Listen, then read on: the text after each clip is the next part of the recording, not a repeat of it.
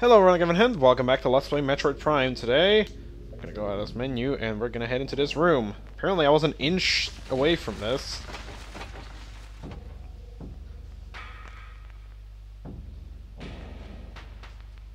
There's some giant sun-reflecting mirrors, which seem to be kind of like physically not how they should work.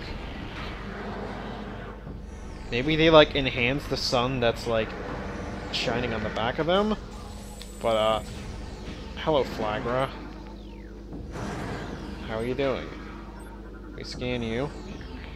Like Flaaghra, this mutant plant is the source of the toxic water in the ruins.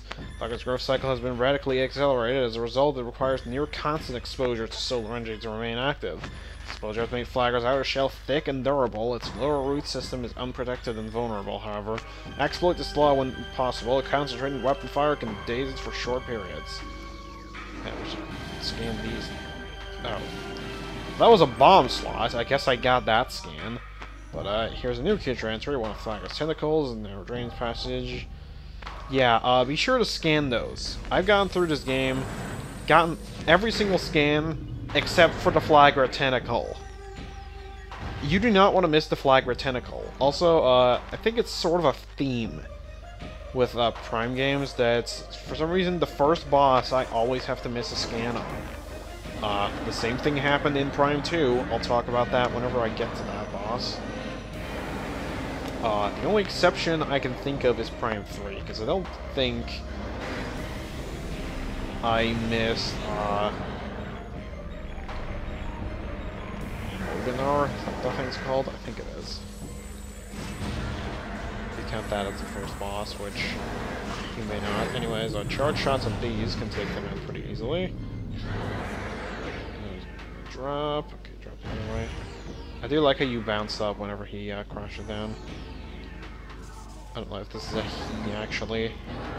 I don't mean to offend it. I mean, I am killing it, and that's fine. I'm setting it on fire, that's fine too, but getting the wrong pronoun now, that's just criminal. Okay. Anyhow. 3 mirrors now. Gonna start off by apparently failing to do that. Okay. Shoot that. Shoot that. Shoot that. There we go. And don't get fallen on. If you play this boss right, it's not very hard.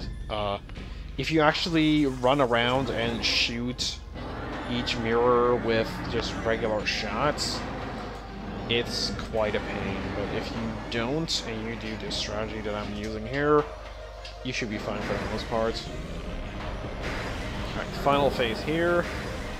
All 4 mirrors are active.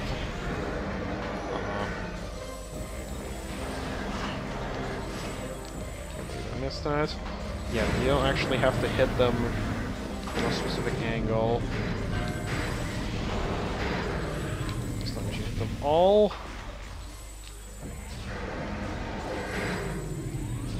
You'll be good.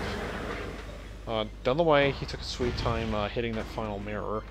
He really should have been able to hit me there, but I guess he failed to, and now he's dead, so we defeated Flaaghra. Pretty cool boss. I like its design a lot. It reminds me of a Scyther coming out of a giant Meganium flower. And also its head reminds me of that one boss from Ratchet and Clank. I think I mentioned that vaguely in one of the last segments of that game. But yeah, that giant cockroach boss reminded me of this thing. At least its head looks like it. So now we get the screw attack, apparently. Sweet. Alright, let's pick this bad boy up.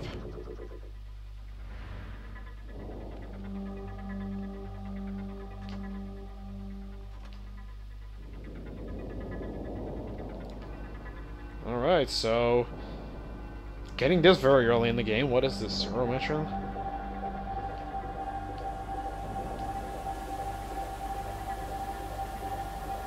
No, I'm just kidding. It's the Varia suit. Yeah, for some reason the suits have the screw attack icon. which is kind of odd. Screw Attack isn't actually in this game. It is in the other two Prime games, and it resembles the original Screw Attack icon, but, yeah, also World Gallery unlocked for purchase. I don't know what unlocks that. It might be that I either have 10% of the items or 26% of the scans. Which, yeah, we're already a quarter of the way done with the scans, jeez. Alright.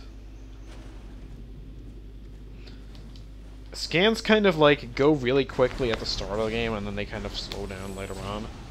If I scan these boxes don't actually have a scan. I realize that. Get some sweet, sweet Ultra Energy. Sweet, sweet the cheat! Today's the day and your fake ID! Okay, here's a Pulse Bomb. Life form of raw energy. Periodically releases explosive segments from its body. Pulse bombs are energy beings, invulnerable to most known weapons. Electrical energy can harm them. However, they lack any intelligence beyond instinctive attraction to other charged energy sources. Pulse bombs produce energy constantly. All excess energy is shed, regardless of who or what it may be nearby. Alright, so yeah, they crap energy balls. That's basically all you need to know. Over here, if I could... Can't I... Oh, well, yeah, there certainly was crap there.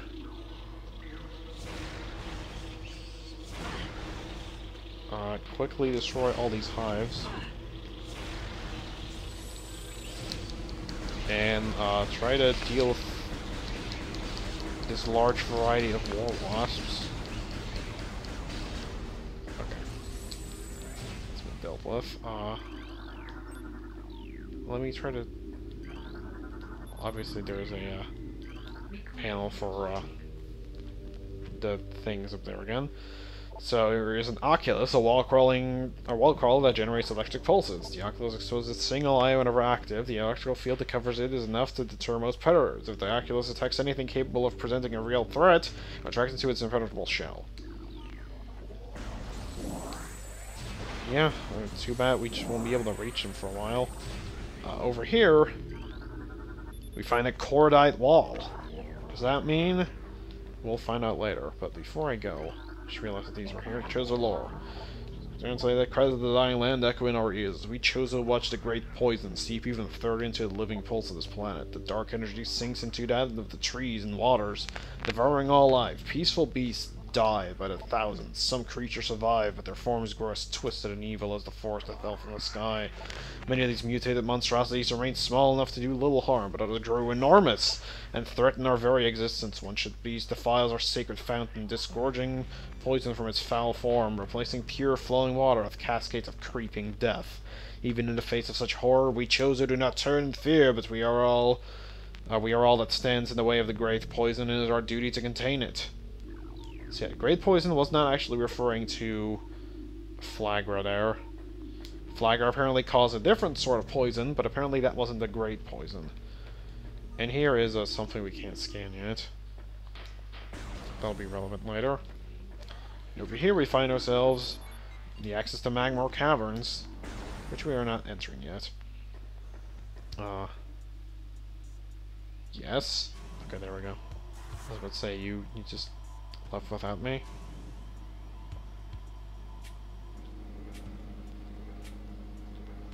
Alright. I believe this is a passageway I tried to enter before, or I chose to not go into. I don't remember. Actually, no, it isn't. I remember what this is. This is... I believe this room is called the Vault. Yep. Okay. There is a lore entry in here. There we go. Lore entry. Translated, the future's a vague thing, ever-changing and always in doubt. Even we Chozo could gain the ability to foresee the future, it would be a hollow gift, for we could never hope to control what has yet to occur. The fountain is an example of this. The day may come when its water dries up. There's nothing we could do to stop such tragedy, but we do know this. Unlike uncertain flow of water, the power of your will is strong and enduring. The will of the Chozo will never run dry. I suppose Sam's is carrying some of that, so... I suppose you're kind of right in that sense. Here, we just kind of want to bomb in all these slots. A lot more convenient in this version because you don't actually have to do multiple bomb jumps into that. And speaking of bomb jumps, I just screwed up the first one. Good. But there we go. First double bomb jump of the game, and we do it to get a missile.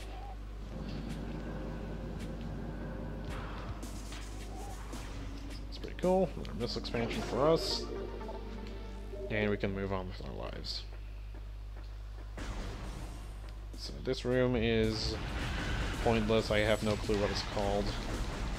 Should honestly just be shooting these with missiles, as I discovered they work very well, but I guess I'm choosing not to. Anyways, if you look at the map, you'd be able to tell that we are coming up on this energy tank that we saw earlier. Good times. For now, we should head down here. I wanted to head back in here before, but I chose not to. You may remember that from such videos as the last video. Actually, I think it was the one before that, excuse me. Or might have... Actually, it might have been the last video. Actually, I think it was. Never mind. Apparently, I haven't even made up my mind about that one.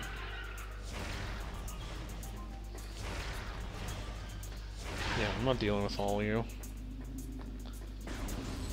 Alright, so now that we have both the morph ball and the bombs, we can go up here and blow up this crate. Whoa, let's not do that. Go over here. It's a lot more convenient in the Wii version that you can like just basically flick on the Wiimote to use the spring ball. It's kind of cool if they added that. I mean, I like that feature in Prime 3, so I'm very happy that they brought it over into the other games.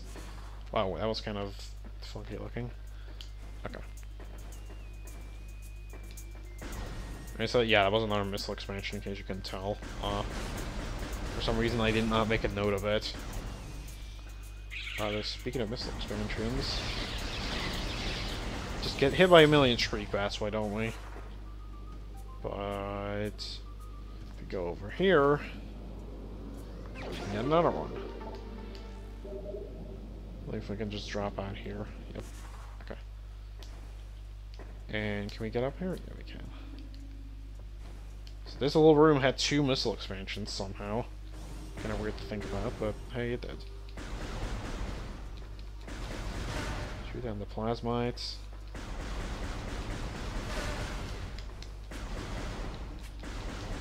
Get this big energy. Or large energy, I believe it's officially named, or called, excuse me.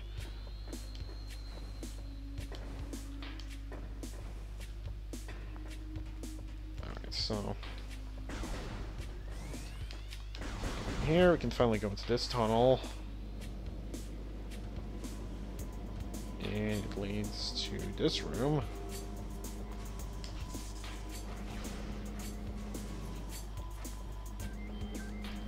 Which is just kind of a little transition area. You can't actually fall off like that.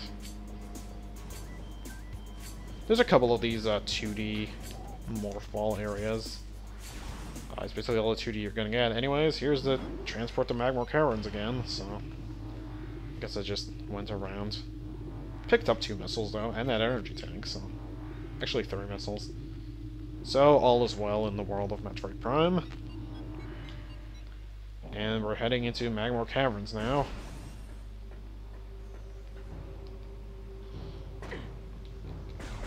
With its music very slowly building up.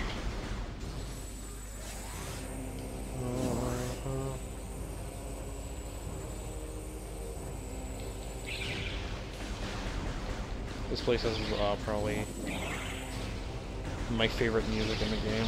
Actually, there's a lot of good music in this game and stuff. Probably Grisby, subvolcanic carrion feeder. Carapace can be breached by missiles.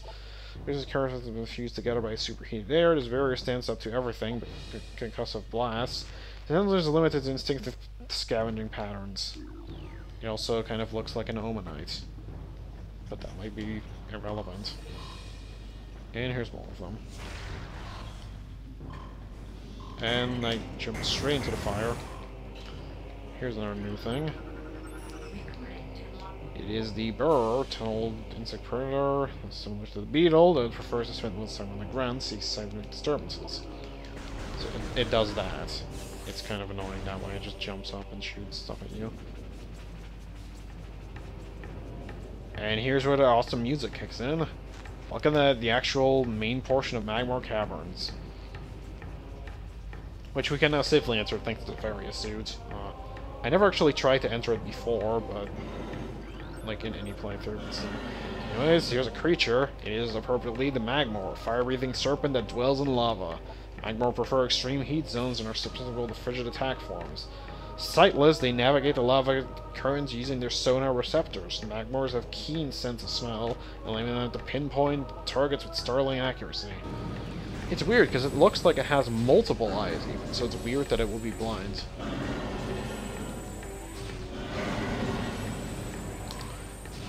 Here we got puffers. Let's look at the organism, will rupture on contact. It's so weird that this is an organism, because it looks like more... Well, no, there's mechanical... There's a mechanical variety later, but still. It seems very odd. People are vacuuming upstairs. I do not approve of this, development here. Best way to deal with these puffers is just shoot them. I think this is what I was thinking of when I said that the mushrooms, like their poisonous gas, would hurt you, even though Samus is wearing a suit, but it's these. So I believe I might have missed something in an earlier room, but I'll come back and pick it up later. It's no biggie. Oh boy, here's my favorite enemies of the game. Triclopses, hard-shelled creatures with powerful jaws. Triclops is a hunter-gatherer, collects small creatures and bits of foodstuffs, then deposits them elsewhere for later consumption. The hard tripartite mandibles it uses to move earth and rocks are quite strong and difficult to escape once ensnared. Yeah. They do that. And, like, it just kind of gets annoying. Like, they're not content to just, like, damage you.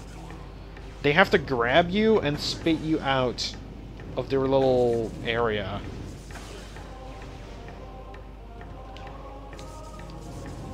Luckily, you can make them eat bombs, and that'll be that. They're still far more annoying than they ever need to be, though. And I quite hate them, so... Those are not fun times for me. Perhaps you consider them fun times, but I do not. Alright. If I had the space jump, I would be a show-off here, so... Sadly, I can't do that yet. I'll be a show-off here later.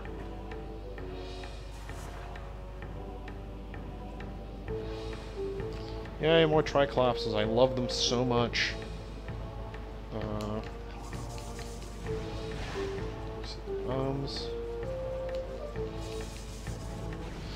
I believe the ones over here don't put you back out all the way, but it's still more annoying than it needs to be to go back. Even if it's just a little while, or a little bit.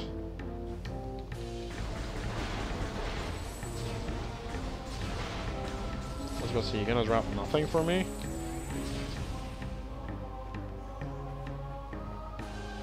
So we came all that way, and all I get is a lousy missile expansion.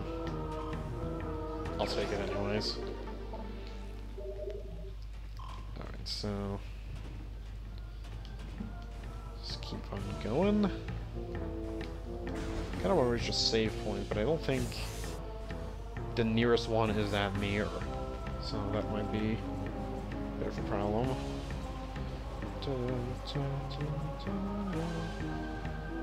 I went the long way around when I came in there, apparently. Whoa.